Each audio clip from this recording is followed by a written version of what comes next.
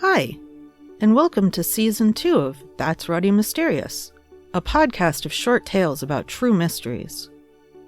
What created the Potomsky Crater? Who was involved in the 1963 Great Train Robbery? I'm not going to solve those mysteries, but they'll be interesting to learn about. I'm your host, Kelly with an I. Transcripts and references for all episodes can be found at that'sruddymysterious.wordpress.com. No apostrophe and no exclamation point. Today's tale is about the Winston Churchill Roaring Lion theft.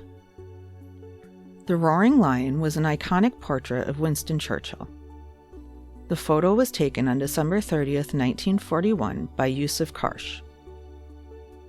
The photography session had been arranged by Canadian Prime Minister William Lyon Mackenzie King. In a letter dated January 9th, 1942, King wrote to Churchill, "I think that you will agree that the photograph is one of the best, if not the very best, ever taken of yourself. I, at least, am so inclined to view it." He included 3 copies of the photograph. The Roaring Lion photograph was taken right after Churchill gave a wartime speech. Yusuf Karsh had set up lights and camera the night before the big speech. Churchill was said to have been taken aback at the setup. Irritated, he lit a cigar and told Karsh that he had one shot. The photograph showed Churchill seconds after Karsh had told Churchill to take the cigar from his mouth. Karsh told CBS how he took the photograph. "I held out an ashtray, but he would not dispose of it. I waited. He continued to chomp vigorously at his cigar. I waited. Then I stepped toward him, and without premeditation, but ever so respectfully, I said, 'Forgive me, sir,' and plucked the cigar from his mouth. I said, 'Forgive me, sir.'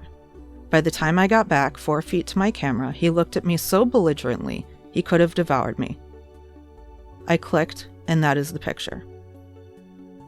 The image is so iconic that in 2019, the Roaring Lion was turned into a collectible coin. In 1998, Château Laurier Hotel in Ottawa, Ontario, Canada, received the Karsh collection of photographs. The Roaring Lion was among the photographs. Karsh died in 2002. He was one of the most famous photographers of the 20th century. The Roaring Lion was framed and hung on the wall at Château Laurier Hotel, which is part of the Fairmont hotel chain. On August 19, 2022, staff at the Château Laurier Hotel noticed that the photograph had been switched. The frame was askew on the wall and didn't match the other frames hanging there. The original photograph had been signed by Karsh. Jerry Fielder, who had been hired by Yusuf Karsh, requested a picture of the signature on the photograph. Upon receipt of the picture, Fielder confirmed that the signature did not match. Internet sleuths used photographs taken by visitors to the hotel to determine when the picture had been stolen. They narrowed down the theft date to a 1.5-week period over the holidays during the previous winter. There was a picture of the original photograph taken on December 25, 2021, and a photograph of the replacement taken on January 6, 2022. That meant the Roaring Lion was stolen sometime between those dates. Ottawa was in COVID lockdown and had had a COVID outbreak at the time of the theft. As a result, there were few guests and a small staff at the hotel at the time of the theft.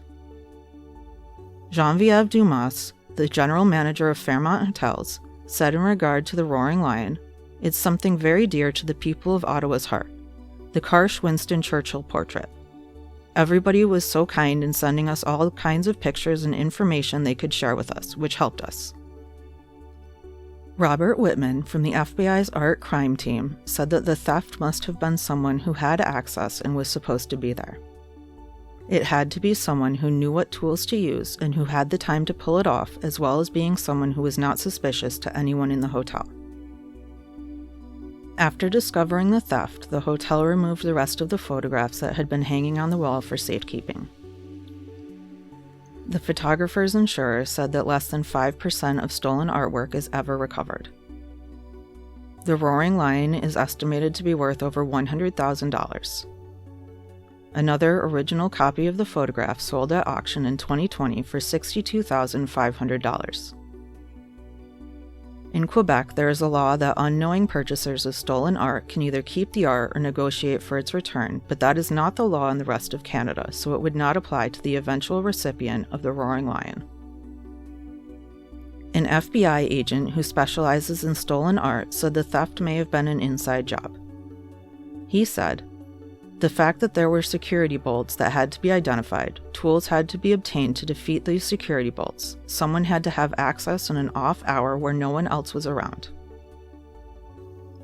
Geneviève Dumas explained that the pictures in the area were securely anchored to the wall and that they were bolted with a security lock in the wall. She went on to explain that there were 4 security locks on the roaring lion, which had been installed when the picture was hung. Therefore, the tool used to get the roaring lion off the wall must have been sophisticated. Karsh closed his studio in 1992. The negatives for all of his photographs were given to the Library and Archives Canada.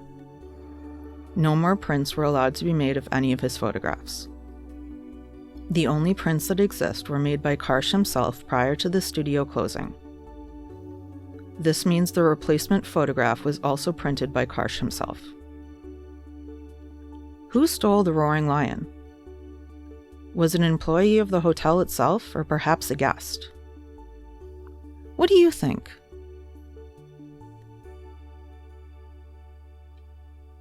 Thanks for listening to today's episode of That's Ready Mysterious. I'm your host, Kelly with an I. If you enjoyed this episode, leave a review and follow That's Ready Mysterious to be updated about new episodes. Tune in next Tuesday for another thought-provoking tale.